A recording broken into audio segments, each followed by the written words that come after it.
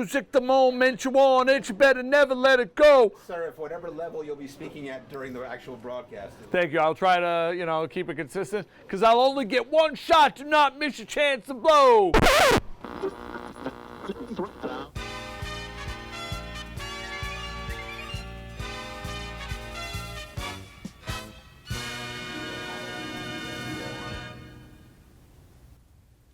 Hola Mepam, welcome back to yet another episode of Midweek Update.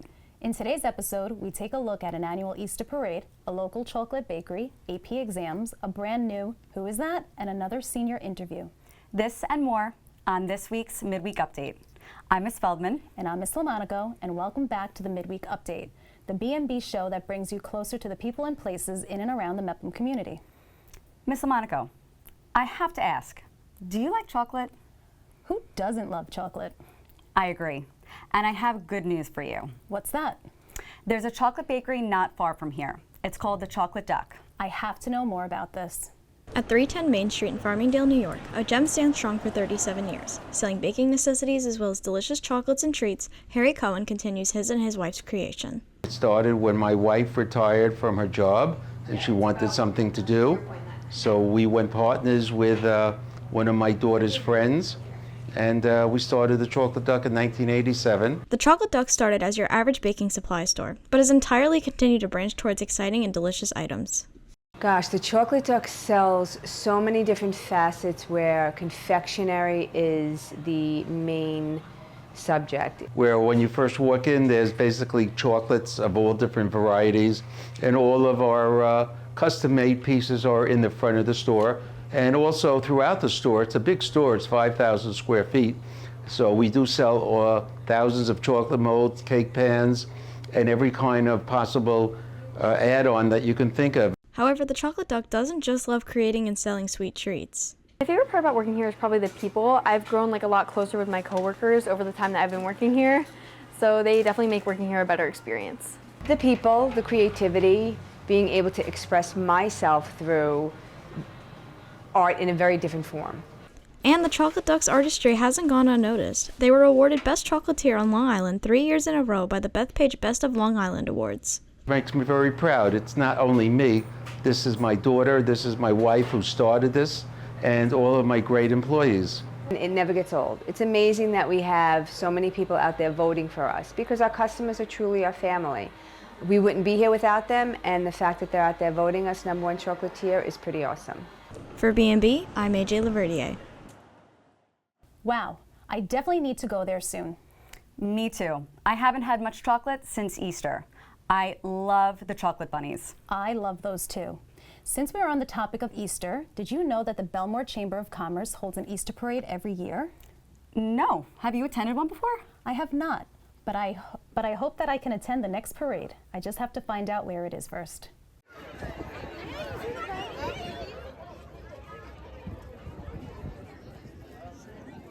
With Easter Sunday quickly approaching, Bellmore's Chamber of Commerce has a yearly event to unite the community. With hundreds of residents in attendance, you can tell that tons of planning went into this event. Today's Easter Parade, we have the children march through the Bellmore Village down Bedford Avenue. And then at the end of the Easter Parade, we have the children meet with the Easter Bunny and take pictures. With the Easter Parade taking place every year, a lot of planning goes into it in order to bring the people of Bellmore together. This is an annual event, so we're pretty comfortable with running it each year, but it does take a lot of volunteers and people to give out our goodie bags at the end of the event. Also, with the coordination of the Nassau County Police Department, we close the roads.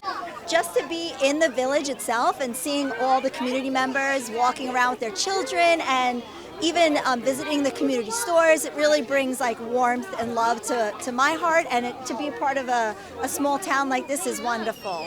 Countless members of the Bellmore Village are here today, including kids, for one reason only: meeting the Easter Bunny. To ask him for chocolate. Because it's Easter.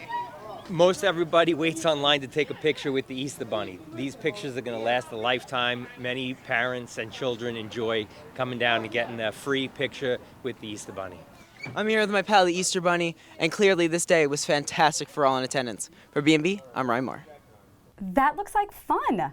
I can't believe I've never been. It's so close. I agree. There is always so much to do around the Bellmore community.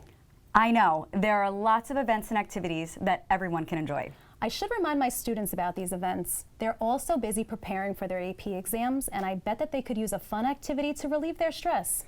Yeah, you're right. I might have to tell them sometime in the next couple of days. In the meantime, let's hear more about APs from Ms. Castellano. Period bell silent, classrooms vacant. Why the hush?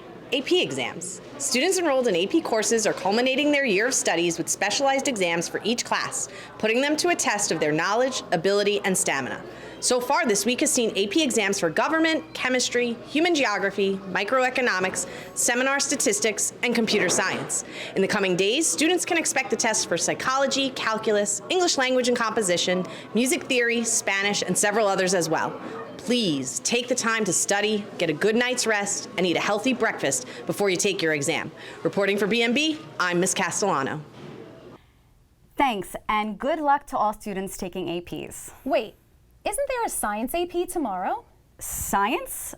Oh, that reminds me. Isn't Miss Nigro a science teacher? Yes, she is. And apparently she also dabbles in broadcasting. For summoned me here to introduce to you a new MEPM science teacher, Miss Yora. Miss Yora started this year here in the fall, and she's teaching science. So I teach living environment, regents. I also teach at Kennedy, so I teach living environment honors there, and I teach forensics 1 and 2, and then I taught marine biology 1. The MEPM community welcomes Miss Yora with open arms. We can see that she's going to make great impact here at MEPM with the science students on their journey. My favorite thing to do is make my classroom environment as welcoming and exciting as possible. I always say I want my kids to come in and feel excited to be there. Like I want them to be looking forward to coming to my classroom. Now you know. And to continue the momentum of this very special teacher takeover, I'll pass it back to you guys at the studio with Miss LoMonaco and Miss Feldman. I've been Miss Nigro, and I have to go back to teaching Newtonian physics. I can't believe it's already time for APs. It seems like the year just started. I know. I always look forward to this time of year because I like to watch the spring sports teams compete in the playoffs. In my opinion, the best part is hearing about an exciting game the next day from my students. That's true. They're always keeping me updated on any games that I may have missed. Sometimes there are just too many to keep track. Luckily, Mr. Patten is here to catch us up. Thanks, guys, in the studio. Now, into this week's sports. Tuesday night, the MEPA baseball team is competing in this week's B&B Game of the Week in their second game in a series of 3 against Herricks and played their final game of the series last night. Great job in Farmingdale the other night, boys. Last night, the girls softball team also played their final game of the season against Kennedy High School. Congratulations on an amazing season, girls. Now, to my favorite sport, lacrosse, where the boys have their final regular season game earlier this week and begin their playoff run after destroying MacArthur the other night. Let's go, boys. The girls lacrosse team also played Locust Valley after giving Farmingdale all they could handle earlier in this week and will host Oyster Bay tomorrow night. The flag football team, in typical Tom Brady fashion, is on to Westbury for their final game of the regular season. Let's move those chains and get those yards. And now, also in Boston and New York news, we got the Knicks, we got the Rangers winning their series, we got the Bruins and the Celtics in a possible Eastern Conference final. What could be more exciting in sports? The only thing more exciting in sports right now is my co-host, Kerry Dennis, as the #1 athlete in New York State in the fastest goal in field hockey ever. So all the sport teams in MEPM history, best of luck. Now back to the studios. This is Chris Down Patten. Let's go! You were right. There is a lot going on right now as far as sports games. Yeah, I hope all of our eligible teams do well in the playoffs. Me too. And now that I'm thinking about it, I've changed my mind. The best part of the sports season has to be senior day. Every senior gets to be honored whether they are continuing their athletic career in college or playing their last season as a Pirate. I agree.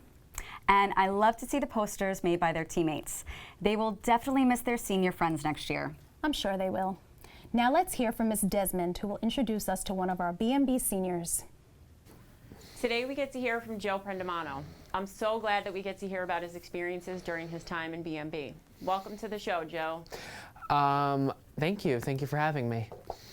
What have these past 4 years in BMB been like for you? I think these past 4 years have been pretty, I would say pretty small. I feel like there's been a lot going on during these past 3 years. I've kind of stretched myself over a lot of different interests. I've done this program, I've done drama, I've done all these things. So like my involvement in each has been kind of a little bit to try and see what I'm kind of most interested in and what I would like to do when I get older. I love that. What are some of the biggest things you've accomplished during your time in the program? The biggest thing, probably by far, is the weather. Getting to do the weather a lot of the times on the morning announcements has been kind of a joy for me. But I also have accomplished other things. I've done a segment on Film Fest, professional candy review. I just started that, like, last Film Fest. I can't believe it's only been one time. And I've also done, like, news stories, one on special needs and, like, the challenges that come with that. So I've done quite a lot here, and yeah. Well, I love Jetstream Joe. What's something you've learned during your time here that will stay with you for the rest of your life? I think just trying to, well, two things. One, trying to tell stories and trying to create, you know, these news stories is something that is really important, because how to tell a story can very much impact any creative career that you do. And as for the second thing, it's how to work with people, how to blend as a team, and how to really make the shows the best they can be. And so I feel like that type of thing is definitely something that I've brought with me. I love that. What's one of your favorite weather segments on the morning announcements that you created? I'm gonna say probably the 7-Eleven one so far. I think that one, I just kind of liked the whole like Candyland thing, but I also really liked the Healing Grotto one. So those would be like my two favorites. The Healing Grotto one was actually based on my sister's experiences. She went to study abroad, and she took a yoga class. So I actually based the Healing Grotto sort of on that, and that's why I kind of chose it for that reason. So yeah.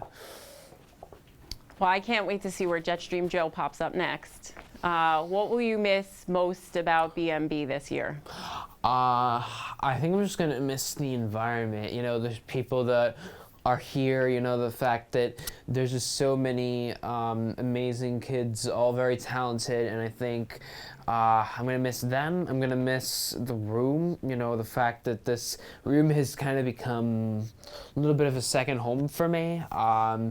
And yeah, I'm gonna miss a lot of that as I move on to college. Well, we're gonna miss you. Thanks for coming on the show, Joe. No problem. Thank you for interviewing me. It was so great to see your accomplishments throughout your 3 years in the program. Now back to Miss Feldman and Miss LoMonaco in the studio. Saying goodbye to the seniors is never easy, but it may be even more difficult this year. This year's seniors are a really special group of kids. I know, but I look forward to seeing what they do in the future. Yes, they all have a bright future ahead of them. Definitely. That's it for this week's episode of Midweek Update. We'll be back next week with all new stories from around the BMCHSD to bring you inside the parts of the community we don't always get to see. Until then, I'm Miss Feldman. And I'm Miss LoMonaco, and we'll see you all next midweek. We did that. Adios! Ciao!